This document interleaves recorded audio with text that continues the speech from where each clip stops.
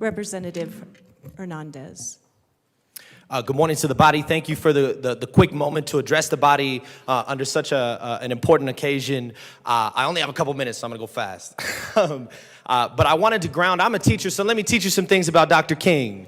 A lot of people forget that Dr. King graduated high school when he was 15 years old, graduates from Morehouse College when he's 19 years old, gets his doctorate from Boston University when he's 26 years old, the same age that I am today.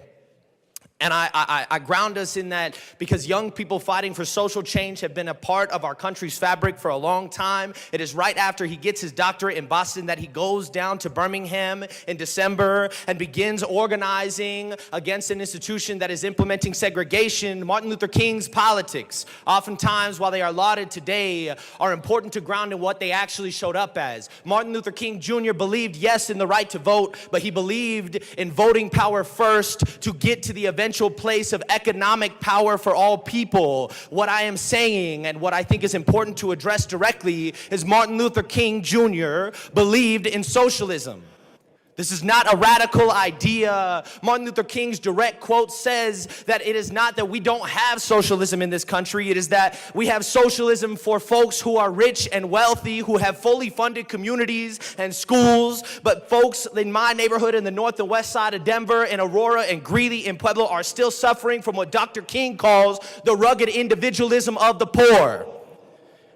I, like many up here, like many of us here today, stand in solidarity with the philosophies of Dr. King because I here fight for the poor. I fight for the oppressed. I fight for the downtrodden. I fight for the dejected. Our job in here, now that we already have the voting power of people that everybody is guaranteed a vote, is to enact the second part of Martin Luther King's philosophies, which is to create the conditions of economic power, to shed the shackles of an unjust past that has enacted oppression.